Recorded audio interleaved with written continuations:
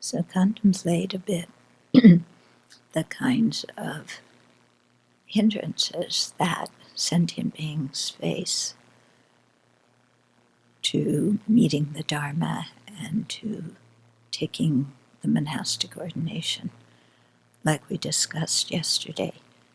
And think of specific people you know and what's going on that prevents them, that acts as an incredible hindrance to their spiritual progression.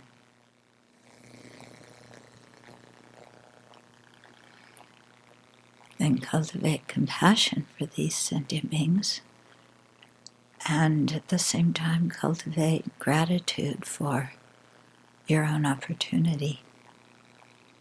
That gratitude doesn't mean that you're superior to the others, but just be grateful for it.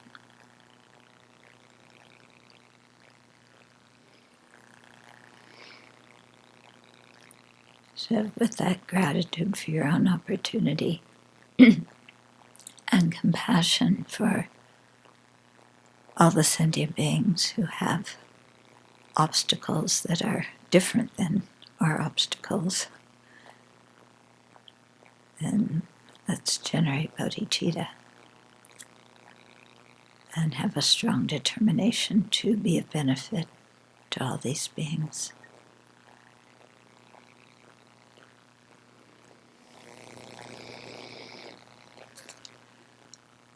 So karmic obstacles abound. They come in so many forms and shapes, and it's really quite amazing when you look around. And then even those of us who have the opportunity to be here, to hear the teachings, to practice, then even we have obstacles. Everything's not smooth sailing.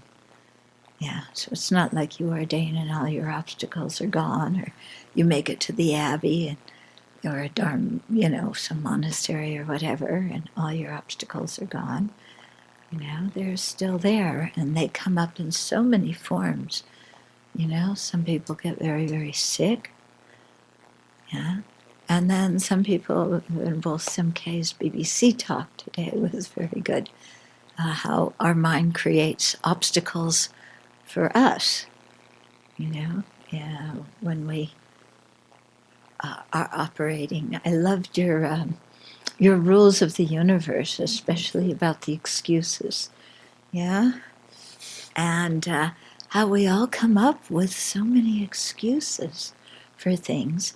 And when people try and say something to us to help us really use our precious human life, we don't see it as help. We see it as interference, as harm, as somebody not trusting us, interfering with our business, bossing us around. And all the person's trying to do, basically, is help clear away our obstacles so that we can really practice.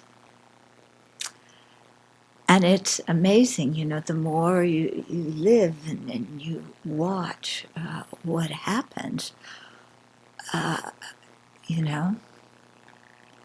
it's just amazing, the obstacles that come up for people, people who make it. They have really good teachers. They have the aspiration to ordain. They ordain, and then they can't get up in the morning, to go to meditation practice. And people come and talk to them again and again and again about waking up and the importance of coming to morning meditation, and for the importance for yourself, the importance for the community, the importance, because it was the teacher's instruction. Yeah. And what you made it, is I can't get up. That's it. there's like no flexibility in the mind. And, when this is just an example. I mean, when I lived at one Dharma center and I was Gegu for the Italian monks, this is what happened. And I'd go every morning to try and wake them up. Zero response in the morning. Later it was, why did you wake us up? We were sleeping. Well, it was because there's morning meditation, and Lama wanted everybody present at morning meditation. That didn't, so what? And so, when you look and then you think, wow, our time is so short. These people have so many good things going for them. And then there's this kind of obscuration, this kind of impediment, that there's no flexibility in the mind to even try to deal with it. Yeah? And then, when you're in the position of trying to help these people or guide them, then you think, what's going to happen when they die? They have this chance to practice now. They can't seem to get it together to do it. What's going to happen when they die? And you know what's going to happen when they die. And you want to help them. And there's a brick wall. Yeah? And it's difficult. Yeah? So I think, while we have this opportunity, why we don't have strong brick walls. I mean, we do have strong brick walls in our minds, but at least if we don't have the strong brick wall to get ourselves to the cushion or get ourselves to teach, to really take advantage of that. Yeah. And so sometimes I wonder, how the Buddhas and Bodhisattvas feel, because they look at us and, they work so hard to gain their realizations in order to help us. They're always trying to do things to help us. And then we say, no. I just say no. I want to hear it. I'm not going to do that. That doesn't make sense. So, I mean, we don't know who the Buddhas and Bodhisattvas are that appear in our lives to help us, but, we can see sometimes how our own minds just get so rigid. Yeah. So if we can see the rigidity in our own minds and have a deep wish to change, then that's very good, because that will inspire us to do some purification practice and make some very strong aspirations and dedications. And purification, creation of merit, making dedications and so forth, that really helps to remove the impediments in our practice. So if we have some wish to change and we're willing to listen to a little bit of advice, then, we can overcome these impediments. But do you know how it is? Does your mind ever get to that state? Yeah? Evan, do you ever get to this thing where you can watch your mind just go absolutely, positively, no? Or absolutely, positively, I cannot stand this. And we draw that conclusion, and that is it. Yeah. Can you see that when your mind gets in that way? Have you ever had your mind get in that way? Yeah. And when you're in the middle of it, it's like, I know what's good for me. Yeah. I can't stand this. Yeah. I remember one time being in a meditation hall somewhere. I don't know what it was. Well, I know what it was, but anyway, something was happening. And I just had this feeling like, I cannot sit here 1 second longer. That is an impossible thing. I have to get up and leave this hall. And I'm somebody who doesn't like to leave in the middle of stuff. I consider it extremely rude to do that. But I was like, I cannot sit here. I cannot endure this. Of course, it was totally silent in the hall. It was meditation time. But I could not endure it. It being what I thought somebody else was doing, blah, blah, blah, blah, blah, when we weren't sitting here. But of course we were sitting here. The hall was quiet. Nothing was going on. Except my mind, really revved up. Okay. So, when you watch that and you have this feeling like, okay, this is the right thing to do. And, I've got to do this or else I'm going to die. And I stood up and I walked out of the hall. And the moment I got out of the hall, it was like, oh, good. That person can't manipulate me anymore. Because I hate when people try and manipulate me. When I sense somebody's manipulating me, I just go bonkers, And so, yeah, and it's like, wow, that was an interesting thing to watch. This whole thing go on, and how totally inflexible the mind was. Yeah? And then sometimes in dealing with people and trying to give people advice, boy, it's like, a brick wall can move.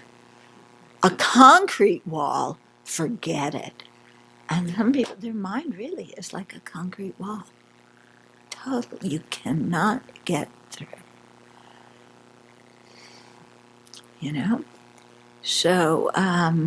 So we want to do our best not to be like that.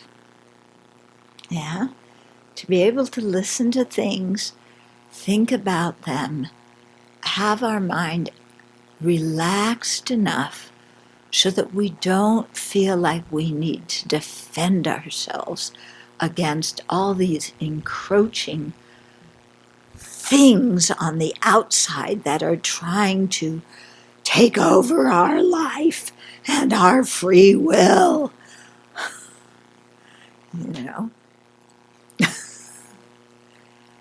Okay.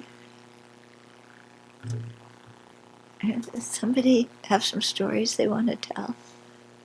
Yeah? No, everybody wants to pretend that doesn't happen. Yeah. So sometimes, we really do create obstacles. And then sometimes there's a little bit of openness in our mind and somebody can get through.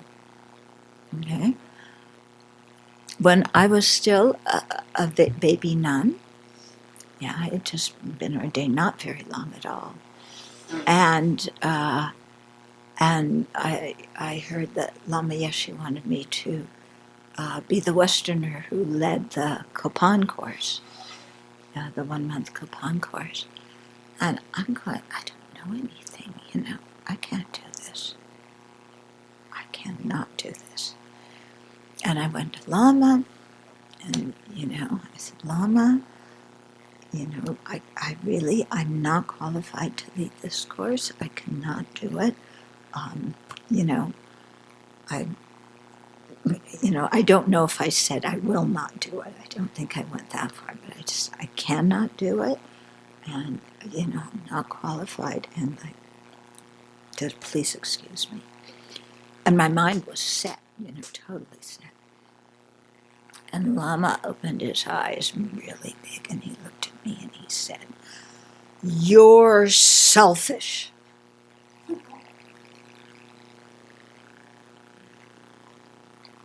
So that got through. Yeah. 2 words. 2 words. I wound up getting transferred to Italy, or something else happened, and I never wound up leading the course. But it was a very good teaching, you know. And it's like, how I don't know how he got through, because I was so like, I cannot do this. It's too much for me.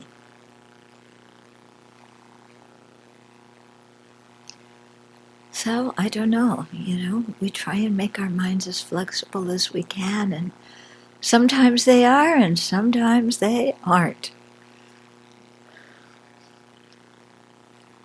So what the Upadhyaya and Acharya are trying to do when they're giving us ordination is reminding us of our fortune, reminding us of our potential, reminding us that they are there to help us. Okay? So just even, when you're taking the precepts, after, you say, I take refuge in the Buddha and the Dharma and the Sangha. And then you say, in the second verse, with great compassion, I have gone forth as a follower of the Buddha. Okay, take that in. Yeah, I have gone forth as a follower of the Buddha. That means the Buddha is there to help me. Yeah, Bhikshu or Bhikshuni so-and-so is my Upadhyaya. Oh, there's a human person who's there, who, has taken the responsibility to help me. This is page 26. But just listen, that's more important than reading at this point. Okay? The Tathagata Arhat, fully awakened one, is my world honored one. Oh, I have a refuge. Yeah, the Buddha's there. The Buddha's teachings are there. They can help me. I'm not alone in a cold, unfriendly universe. Yeah. So I think, to try and constantly remember that there is help around us. And so not to box ourselves into our self-centered thought that just wants to protect us, but goes about it in a way that is the opposite of protecting us. No. Okay, let's look again on page 28 at the 5 qualities, the 5 virtues that a Shramanera should know to be a field of merit worthy of receiving offerings from donors. Okay, so to renounce the worldly life and embrace the holy life by embarking on the supreme path without letting yourself be interrupted.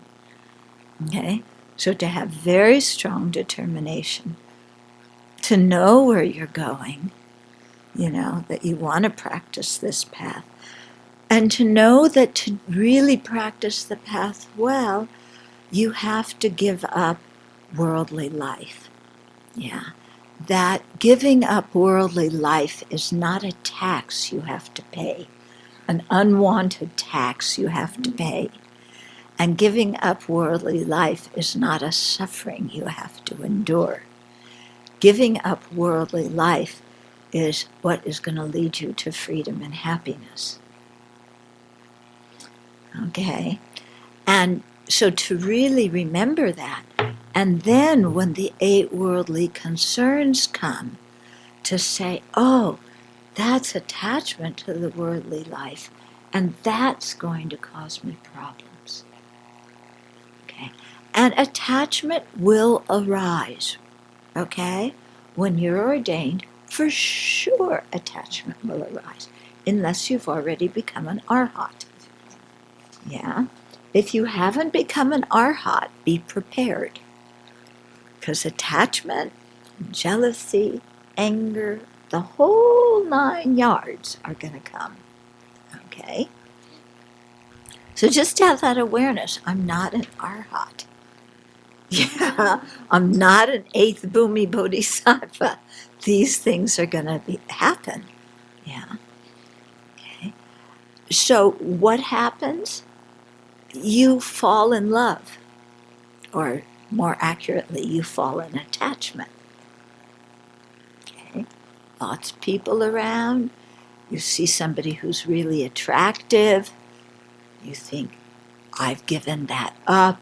I have, like before you see that person, I've given that up. I don't want relationships. I've been meditating on the body. I don't want to, embrace some kind of bag of filth. That is not at all interesting to me. And then somebody walks in the room.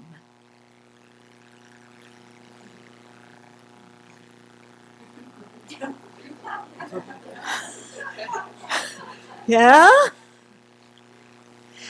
And I remember at one of our Western Buddhist monastic gatherings, somebody asked one of the abbots, what do you do if that person walks in the room and your mind is overcome with attachment? And he said, you let them walk out of the room, which I thought was very good advice. And he didn't follow it because many years later, and he disrobed. Okay? So, the one, especially about sexual attraction, romantic relationships, I tell people, do not ever think you are over that. I don't care how old you are. Yeah, the mind of attachment can dream up fantasies with no problem at all. That 85-year-old guy, wow, the way he shuffles is so sexy.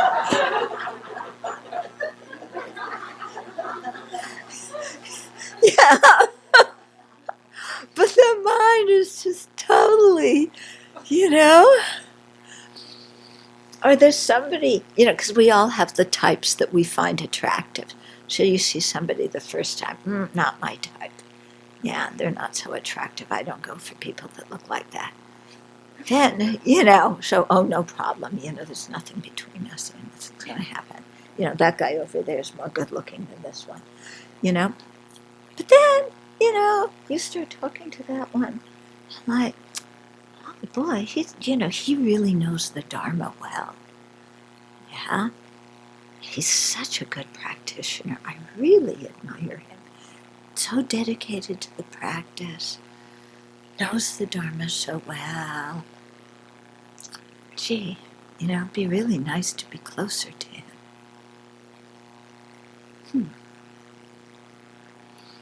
And then it progresses. Yeah? And then you do a little bit of flirting, but without actually flirting. Yeah, we all know how to do that, don't we? Yeah, you know how to flirt without actually flirting? Yeah? Not all of you are shaking your heads in agreement. I think you know how to do this. Yeah. And then, it's just like, you just always happen to find yourself sitting across from that person at the lunch table, and you happen to be in the same discussion groups all the time, and this and that and the other thing, and before you know it, there you go. So this happens whether you're straight or whether you're gay. Okay, and our mind cannot see it. And if somebody comes up and says something to us, yeah, like, oh, you're hanging out a lot with so-and-so. What are you implying, don't do that. Yeah. I see you hanging out with someone. You're just projecting that on me, I'm perfectly pure in my ordination.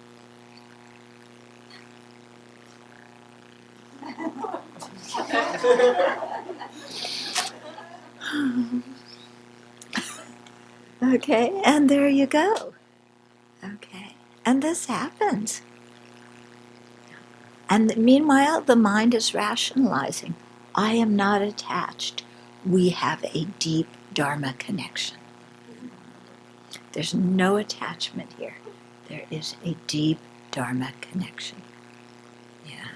Our relationship is based on mutual respect.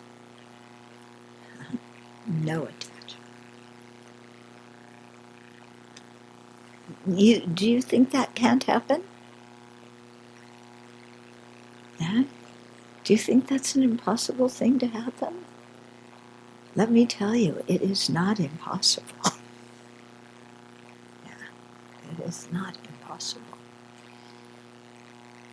So, yeah, so we just have to be very careful about that, and especially, as Venerable Semke pointed out, all the reasons we have why that is not happening.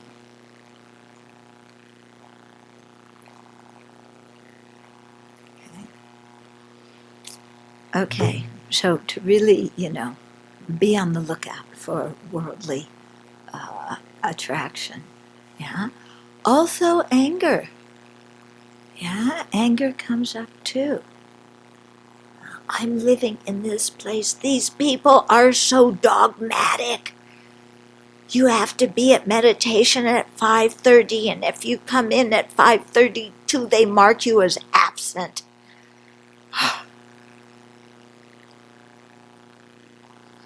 Don't they? Oh, 5:35. Okay. Should be 5:32. No, people so dogmatic. And then they scold me because I put this beep, beep, beep spatula in the wrong place. But they keep changing the place where the spatula goes. And then when I put it where they told me to, they yell at me because I didn't put it in the right place. And then, they don't yell. They say it. You put that spatula in the place. They do yell. Some of them yell. She's saying yes, you're saying no. We'll show you. Okay. Yeah. And what she brought up. Yeah, everybody else does it. Why are you pointing it out to me? Yeah. And I have special needs. Yeah. I have special needs. If you want me to be in this community, there are certain things that I just cannot do.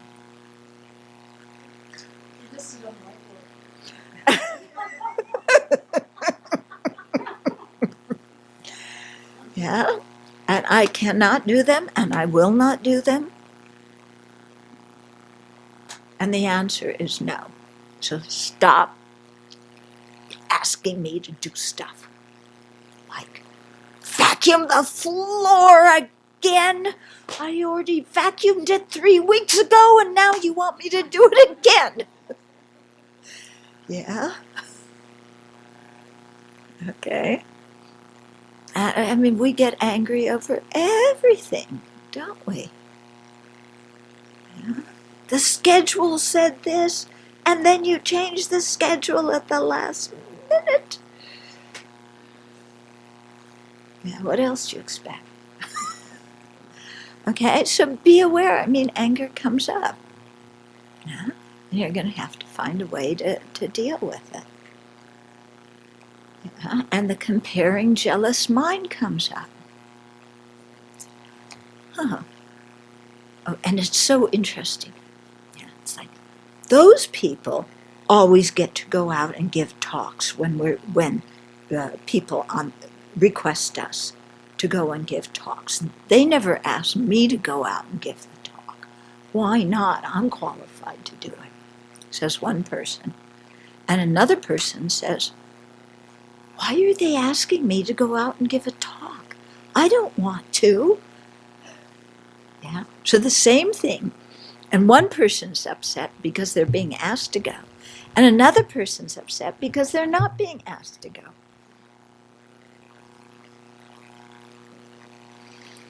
Okay. So this is why living in a community is helpful for your practice. Because you bump up against all this stuff. And that's why there's the example of us being like rocks in a tumbler, and we are chipping off each other's raw edges, sharp edges, and polishing each other in the process of it. Okay? But some of those hard edges, boy, we really hold on to. And he says, looks like you're angry. I am not angry.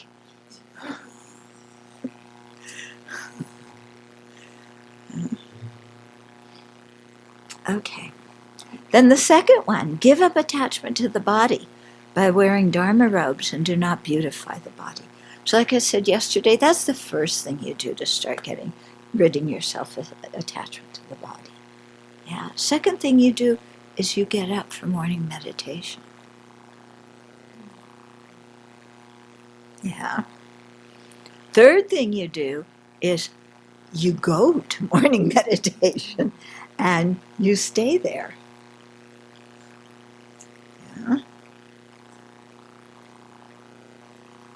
Yeah. The fourth thing is, it's so interesting how just before there's evening puja or evening chanting, I feel ill. Yeah, so interesting, how some people, they always feel unwell right before, Tara Puja, right before Lama Chopa, right before chanting. Yeah, I feel so sick I can't go. Yeah. But you're in your bedroom. Do you feel any better in your bedroom? If you're really, really sick and you have to lie down and, you have a fever or something, yeah, you do feel better lying down. But if you're just sick to the point of, well, I'm in my bedroom and I'll sit and read a book, catch up on email, look at the news, what's going on, play with the kitties a little bit, then, I'm just asking, when are we really sick and when are we phony baloney sick? Mm-hmm. Yeah. Because I think I've told you many times, if every time I didn't feel well, I said, I'm canceling teachings, you'd see a big change. Yeah. But I don't have that option to say, oh, I don't feel well, so teachings are canceled. But you have the option to say, I don't feel well, I'm not going. Yeah. But, the whole thing is a dependent arising, and we all need to contribute. Okay, so, just be aware of the anger, the jealousy, all these kinds of things that come up. You're living in a great community, and the mind still finds a way to complain. Yeah. And then all of a sudden you realize, you stop and think, what's going on in other parts of the world? And you think, wow, my goodness, I'm not in Syria right now. I don't live in North Korea. Yeah. I'm not working in the White House. Yeah. Okay. So give up attachment to the body. So work on it. Don't go through some self-made ascetic trip. Yeah. I remember in the early days, because with all the young people in their 20s, we're like, because we were all going to become Buddhas really quick. So we were all living in this one, not all of us lived, some of us lived in this one building. And brick floors, brick walls, it was damp, it was moldy. And so there was one monk who, was into this thing, and he just slept on the cold brick floor. He may have put a straw mat there, I can't remember, but cold brick floor, sleeping there, really, like that. And I remember Lama coming in one day and going, "Are you on some kind of ascetic trip?" And really scolded this guy, So we don't want to go on some kind of ascetic trip. Yeah, but we don't want to go to the opposite, which is on some kind of, I need to go to the spa trip. Okay, third one, sever attachment to loved ones by treating all sentient beings with equal kindness. Yeah, if we can do that, our minds will be so happy, so peaceful. Yeah, but when we first hear this, we think, sever attachment to loved ones. Oh, I'm going to be miserable. These are my loved ones. They're the people I care about the most. They're the people I'm close to who are always there for me. I'm not attached to them. This is real, genuine love. Okay? We say. And then we hear this, sever attachment to loved ones. It's impossible. Anyway, even if it were possible, I don't want to do it. Because I love these people too much. They are too important in my life. Too meaningful in my life. I don't want to sever the relationship and never talk to them again. But the Buddha's not asking us to sever the relationship and never talk to them again. The Buddha is asking us to decrease our attachment so that there's space in our mind for actual love. And when we can generate actual love, then whoever we're with, we can be happy. Yeah. When we have attachment, we can't be happy with whoever we're with. We're only going to be happy when we're with a handful of people. Isn't it? Isn't it? When you're attached to somebody, I'm only happy when I'm with these family members or these lovers or whatever it is. Everybody else I can't be truly happy with. Yeah? And so then, your whole life you feel like you're missing out on something. But if we're able to diminish the attachment and instead cultivate genuine love, then wherever we go, we can feel connected with other people. And if you look at His holiness, that's how He is. And that's what gives Him the ability to be the very happy person that He is. Because he really sincerely sees everybody as friends and enjoys their company. Yeah? So that's quite different than me. Yeah? I have friends and I have enemies and a lot of strangers in between. And when I'm around the enemies, when I say enemies, it's just people I don't like so much. I'm miserable. Okay? So I'll tell you another story. Since I have the microphone and you can't interrupt me, you've got to hear my life stories. So, yeah. So this was many years ago at Kopan.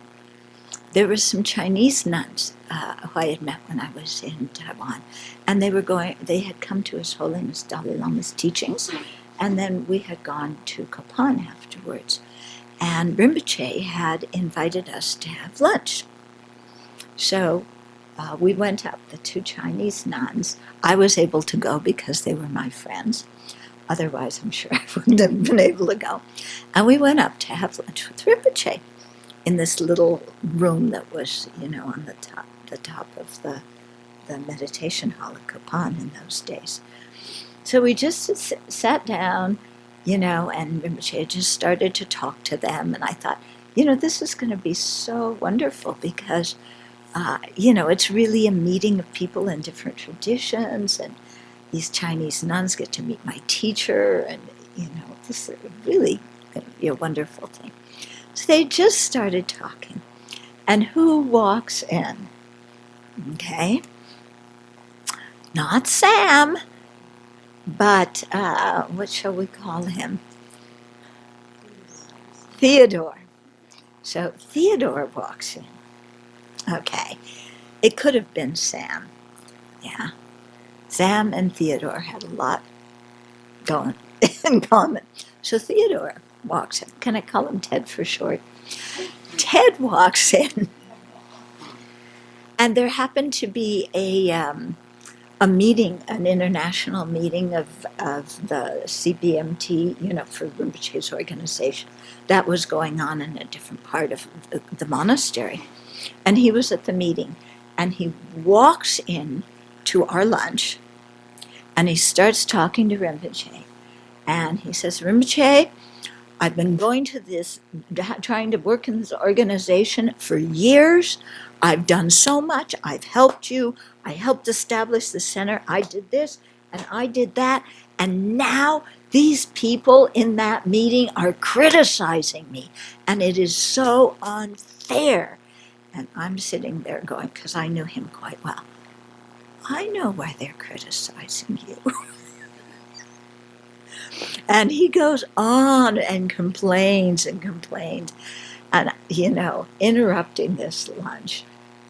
And it's like, this is typical Theodore, typical. This guy, it's like he's come in and he's ruining this whole lunch. He has plenty of time to see Rinpoche, and then he walks in, and these nuns are here, and they don't get to talk to him. And it's the only time I get invited to lunch anyway. And he's just interrupting it. He always does this. He doesn't respect anybody. This, I'm sitting there like this, like a very polite Dharma student. But this is what's going on in my mind. It's like I am furious because I know this guy. And, this is so in character what he does. And he's, the whole lunch, somebody comes in and serves food, and serves dessert, serves tea. He's in there the whole lunch, talking to Rinpoche, complaining about how other people don't understand him and don't like him and they're mad at him. And I know why. Okay. So very clear difference between friends and enemies. Yeah. So, when you have that kind of attitude, then, no way you can be happy in certain situations. Impossible, every time you meet Ted or Sam or whoever, they just drive you nuts. Yeah. They drive me nuts. Yeah, I have nothing to do with it. Yeah, I'm the innocent victim, and it's their fault. Because they are so uncouth and so... And my friends agree with me about them. And that's why they're my friends. Okay. 4, be willing to give up your life to pursue the holy life and follow the path. Okay, so there's one teaching called the 10 Innermost Jewels of the Kadampa. It's a beautiful teaching, a really moving teaching. So the Kadampa Geshis lived like 10th, they start in 11th, 12th century, 13th century, and they were really sincere practitioners who were not flamboyant, were very low-key, but boy, did they watch their mind and really seriously practice. So the 10 innermost jewels of the Kadampas, I had them memorized at one point, I've forgotten them subsequently, but they have to do with really dedicating your life to the Dharma, and no matter what other people say, going off and doing your practice, even if it's you face physical hardships, yeah? Even if you die, remaining in in your precepts, doing your practice, yeah, not caring what even happens to your dead corpse. Yeah. And it's very moving to meditate on this, to really try and imagine, like, what would it feel like for me to have that kind of total dedication and deep refuge to the three jewels. Yeah.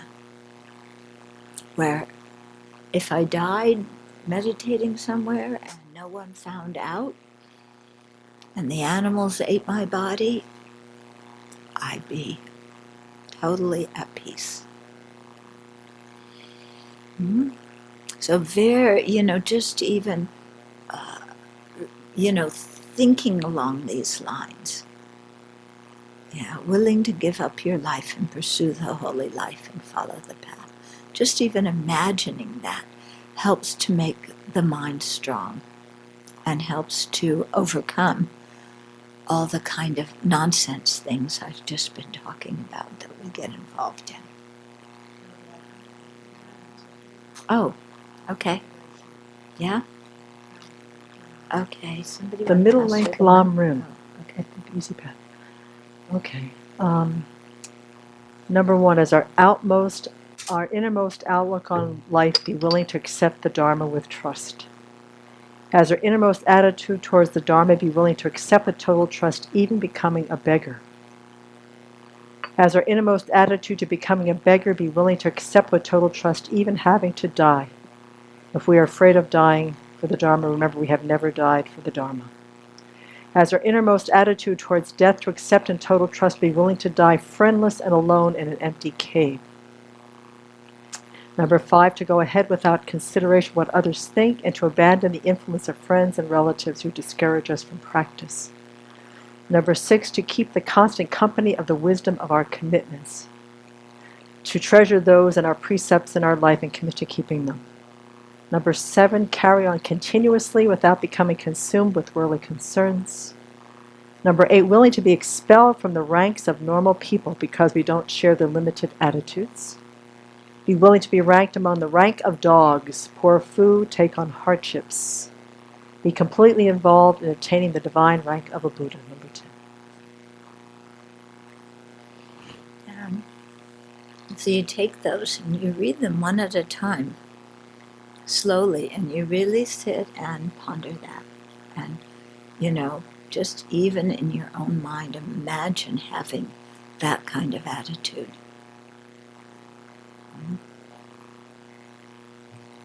Instead of saying, but I can't, it's too much. Give yourself some space. Just try. Okay, then 5. Follow the Mahayana in order to lead all sentient beings to awaken.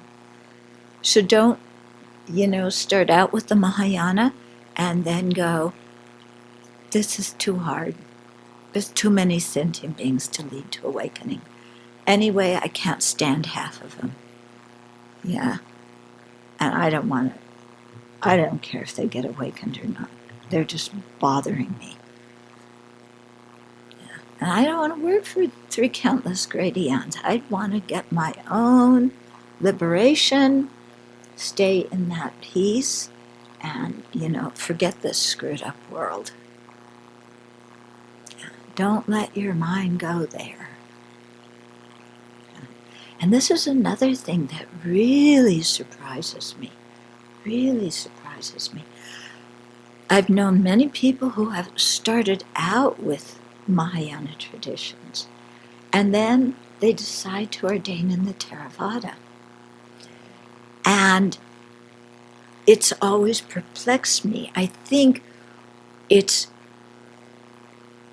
for them, they're not thinking so much about bodhicitta.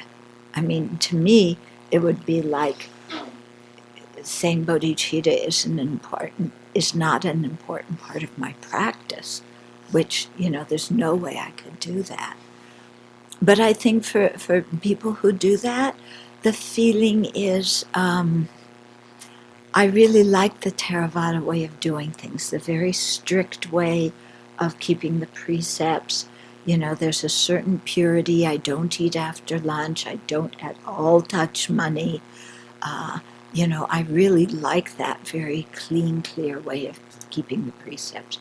I think that's why some people go and, will ordain in the Theravada, even though they've begun the Dharma in the Mahayana. For me personally, wow, I could never do that. To me, it would be, yes, the Theravada talks, the actual Theravada, there's a whole bodhisattva path in there. And they talk about love and compassion, and they talk about the four immeasurables, and it's very much there in the teachings. But in the monasteries, that view is not so much spoken of. It's much more shamatha, vipassana, and let's get out of samsara. But it's just interesting, again, to see, because about people's karma. Because they talk about people who are definite in a lineage and people who are not definite. So people who are definite, let's say in the Mahayana lineage, they will meet a Mahayana teacher, they will practice the Mahayana. There's no problems or conflicts in their mind. That's what they really want to do. And then the same is for the Shravaka lineage and the solitary realizer lineage, That's just kind of what they aspire for. It makes sense to them. They find those teachers, they do that practice. It's fine. And then there's a group of people who are indefinite in lineage. Okay? And so there, whether they practice Mahayana, Shravaka, solitary realizer, it depends on the teacher they meet. It depends on the group that they meet. And they can change. They can start out with one teacher and go to another. They can start out with one group, go to another, because it's not definite. So it's interesting. You see this kind of thing happen. So my point is, if you have a strong feeling for bodhicitta, for the Mahayana and attaining full awakening for the benefit of sentient beings, really go over that in your mind again and again and again. Okay? And make it very strong, and make very strong prayers always to meet those kind of teachers. And always, not just to meet Mahayana teachers. You want to pray to meet fully qualified Mahayana and Vajrayana teachers. And you want to pray to recognize them as being excellent teachers who have those qualities. And you want to pray to have a good relationship with them and to be able to learn from them, and follow their Dharma instructions. So it's not just dedicating to meet them. Many people meet incredible teachers, but, it's just like, oh, hi, George, and then they go on. So we really want, to be able to recognize their qualities, to have a good relationship with them, from now until we attain awakening. And to have good Dharma friends who support us in our bodhisattva practice, who encourage us, support us, do the practice together with us. And so this is really quite important to dedicate for this, to make those kind of aspirations. Okay. Then what I wanted to talk about is after the Upadhyaya says that, then the Upadhyaya gives some other instructions, Dharma instructions. And so in the Dharma Guptaka, they do this in the series of one. There's one of this, two of that, three of this, four of that. And so they give you these instructions, as part of the ceremony. So to give on those. Okay, so something that is one that concerns, we're talking about one thing, is that all sentient beings rely on food to live. Okay, so we rely on food, physical food to live. We rely on the Dharma to nourish our hearts. Okay. 2, talking about something that's 2, name and form. Okay, name and form are the fourth link in the 12 links of dependent origination. Yeah, when you create karma under the influence of ignorance and afflictions, that karma is planted on the consciousness. Yeah, then it's fertilized by craving and clinging. It becomes ready to bear its fruit at the link of renewed existence. And then name and form. Name means the mind, form means the body. Okay? So you've taken another rebirth with another body, another mind. Yeah? So think about that and develop some renunciation. Okay? Then 3, the third thing, the 3 things to think about are the 3 kinds of feelings. Pleasant feeling, unpleasant feeling, neutral feeling. Yeah. And it sounds so easy. Oh yeah, what's next? But the 3 kinds of feelings are what so often provoke our afflictions. Yeah. There's a pleasant feeling either from our senses or from we're thinking about a pleasant thought. Attachment comes right away. Unpleasant sensual experience, unpleasant thought, aversion, anger comes right away. Neutral feeling, neutral thought, we space out. I don't care. Apathy comes. Okay? And so the 3 kinds of feelings, to watch when they arise and how we respond to them is very, very important, because between the link of feeling and the link of craving in the 12 links, that's one point where the whole system of the 12 links of dependent origination can be broken. Okay? So very important. And to learn really to control our responses to these 3 kinds of feelings. So, okay, there's ice cream, it's nice, let it go. I don't need to crave more of that nice feeling. Oh, here's a person who praises me. That's nice. I rejoice that they have a virtuous intention. But the pleasant feeling, come, go, go, it has nothing to do with who I am. Don't get attached to it. Yeah. And so on for, how we respond to unpleasant feelings. Somebody just gave me advice I don't want to hear. Yeah, unpleasant. So what? Yeah, so what? Why do I have to make a big deal out of everything somebody says that I don't like? Yeah, it was an unpleasant feeling. Let it go. Because if I make a big deal about it, then I'm going to have more unpleasant feelings. And I'm going to provoke unpleasant feelings in other people. Hey, then the 5, the 4. Then the 4 truths of the Aryas. True dukkha, true origins, true cessations, true path. And so really making an effort to understand those, because they form the framework of the Buddhist tradition and the Buddhist path. Yeah, so really make an effort to understand those well, because it'll help you understand what the Buddha's trying to get across to us. Okay, 5, the 5 aggregates.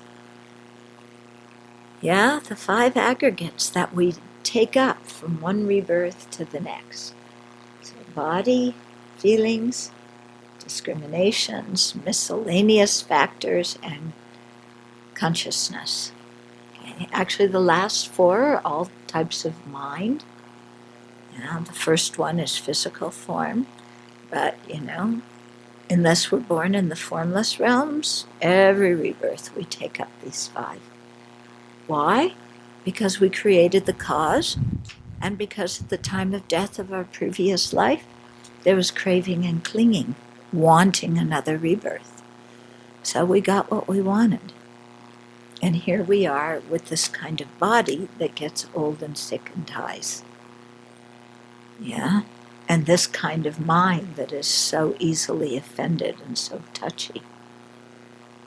Okay? So the Buddha has 5 aggregates. Yeah. So we're not trying to get rid of 5 aggregates. We're trying to drop the polluted aggregates. In other words, the 5 aggregates taken under the influence of ignorance, and then have 5 unpolluted aggregates that are not under the influence of ignorance. Okay, then 6 is the 6 sources, or ayatana.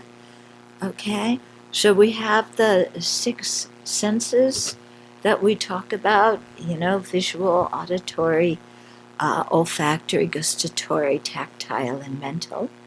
Yeah, and they each have their objects. Okay, so talking about the 6 sources that way. And really understanding how these things work and how we are so glued to the objects of the 6 senses. Our mind constantly seeking them, constantly reacting to them.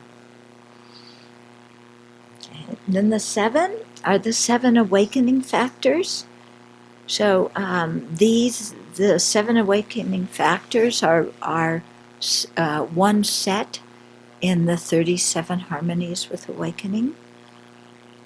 So they're mindfulness, wisdom, effort, joy, pliancy, concentration, and equanimity. Yeah, so learn what those are. Try and develop them in our meditation. Okay, then the Eightfold Path. This is 8 branches. So right view, right intention, right speech, right action, right livelihood, right effort, right mindfulness, right concentration. Yeah, and so that's a very complete path. Yeah, it's not emphasized a lot in our tradition, but it's definitely there. And when you study the Bodhisattva bhumis, they talk about, these different kinds of practices that are perfected on the different bhumis. But somehow, sadly, not all of these things are really practiced in the tradition. People tend to talk about them and debate about them and then do Tantra. Yeah, but I think it's really very helpful to learn these and to practice them, because they really set up a very good foundation for Tantra. Okay, then the 9 abodes of sentient beings. Okay, so desire realm, humans and devas, so that counts as one. Then the four, the four beings in the four dhyanas or form realms, and the four kind of beings in the four formless realms. Okay, so that makes 9. And then the 10 totalities. The Pali word is kasina. So that here it says the 10 all-encompassing dhyanas. So these are meditation objects that you use that can be used to cultivate dhyana, which is the form realm level of concentration. So they're blue, yellow, red, white, earth, water, fire, wind, space, and consciousness.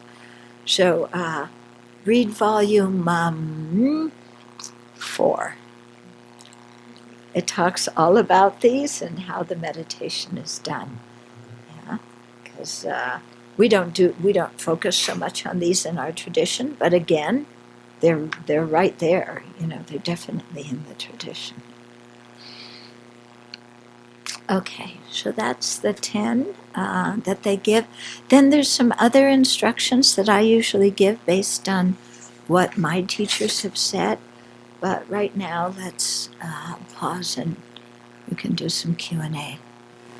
Venerable, would it be all right to ask a question about the aggregates? Mm-hmm. So why in the 5 aggregates are like form and discrimination singled out opposed to the other mental factors? You mean feeling and discrimination? Yeah, feeling. Yeah, thank you. Because they're so important. Yeah, because feeling, how reactive we are to the feelings. The feelings and our responses to them control so much of our lives. So to really emphasize that.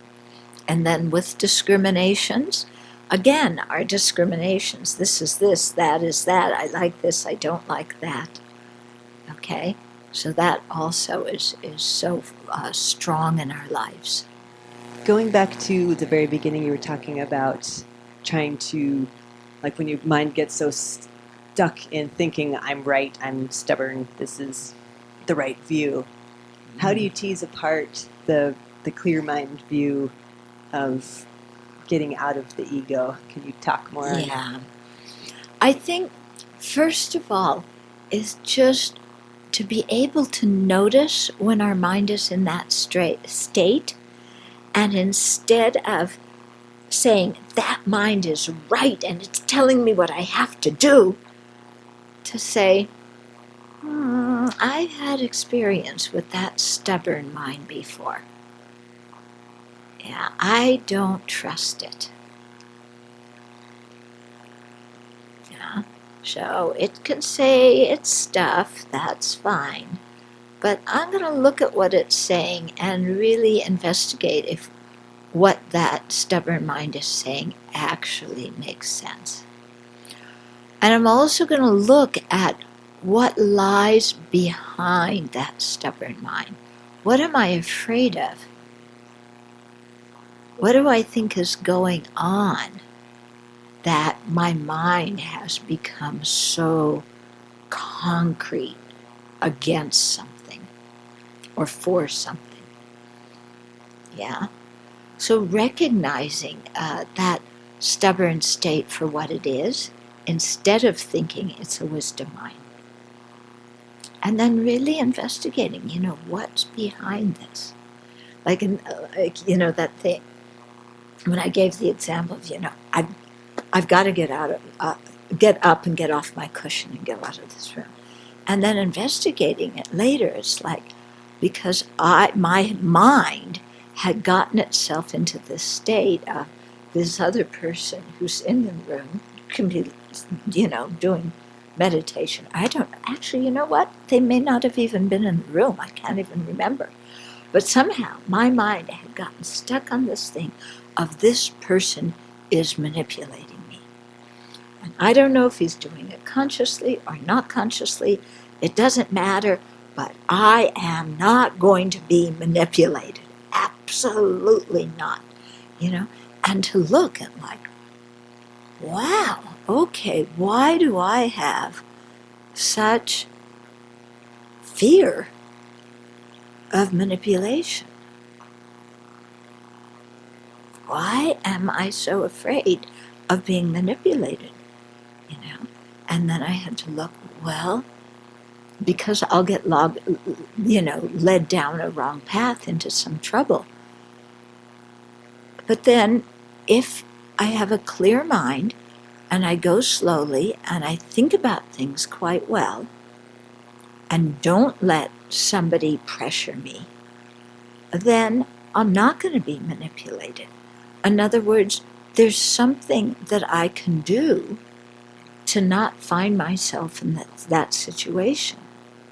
So rather than get so stubborn about I don't want to be there like that, to step back and say, no, there's something that I can do to not be in that situation, or even if somebody's trying to do that, to be able to, I have to stop and think clearly and be decisive and stick to what I know is right.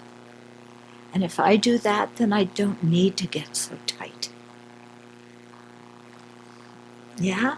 So kind of investigating it, seeing that there was an antidote, that there was something I could do, that, what I was getting so tight about was not really something that I needed to get so tight about. Mm-hmm. Oh, at the beginning, you were talking about when afflictions arise, we can sort of justify that they're not there.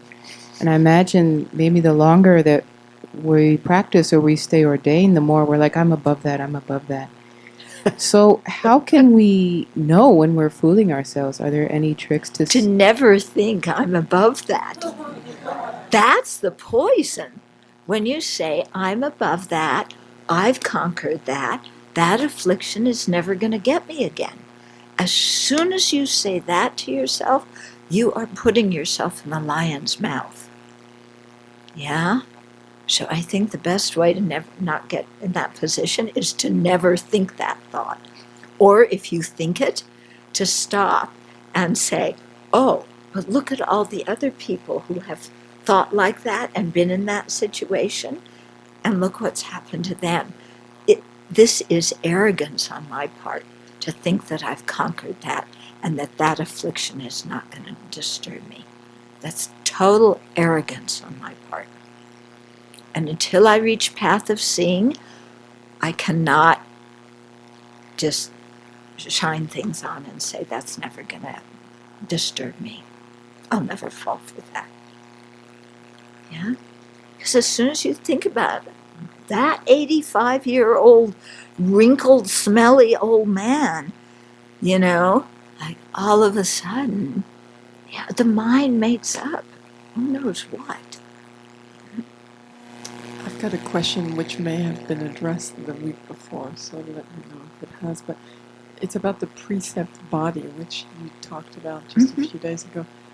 And you mentioned something like the precept, and I may have gotten this wrong, but the precept body is made of these subtle elements that act as a dam for negativities. Mm-hmm. So my question is if you could explain a little bit how that is, and maybe you did already. Well, I've asked many geshis about this. It's one of those mysteries. And I've never received an explanation that has satisfied me. Yeah, I've heard this and that. I'm very happy to share my notes with you, but I cannot say that I can really give a good explanation of what this is and how that happens. But it has something to do with if you're kneeling at the time of taking the precepts. I'll give you my notes. Really, it's not something that I understand well. Yeah. And and I should say that not all the schools assert a precept body. Yeah, the Vaibhasikas do and the Prasangikas do, but not even all the Prasangikas. But the people in between, they don't. Yeah, I mean, I would think that the mind only would too, because of the Chinese link. But I bet that they say it's latencies on the mind. Yeah, yeah, your ordination would be latency in your mind. Sorry. Yeah.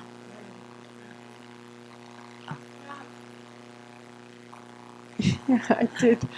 It was just because it's such an intriguing idea, of course, and just wondering, like, in your experience, has that had any kind of, is that something somehow you integrate in your practice or play with or had any kind of impact on you? Oh, about a precept body? Yeah. What I've never really thought about that. What has had an impact on me is knowing for sure that I received an ordination. At both my novice and my full ordinations, it was without a doubt I received these precepts. So I can't tell you. I mean, it was something inside me that knew that. I can't tell you what it is, but that's for sure, and I have no question about it.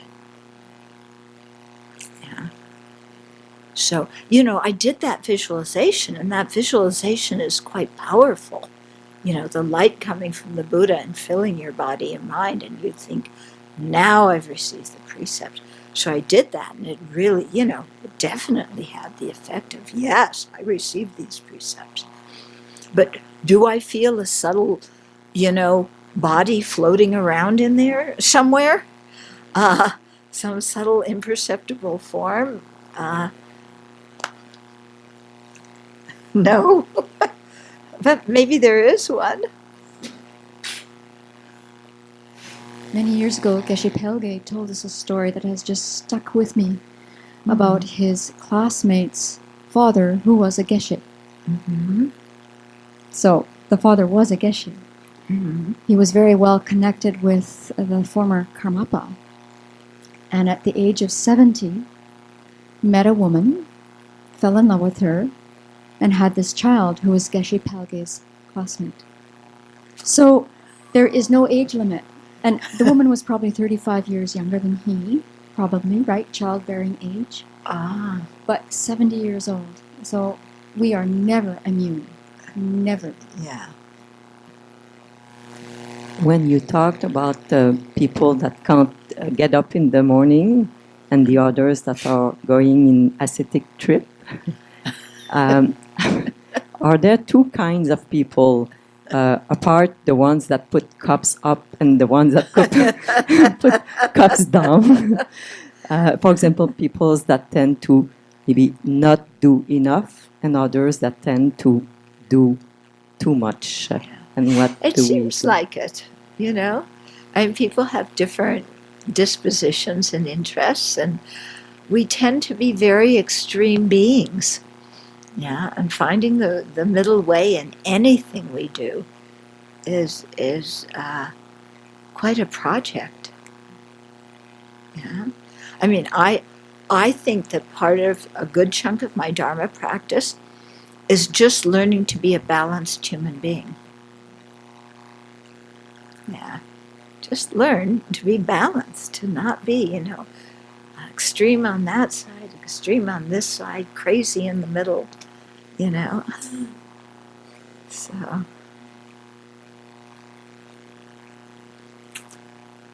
okay, let's dedicate.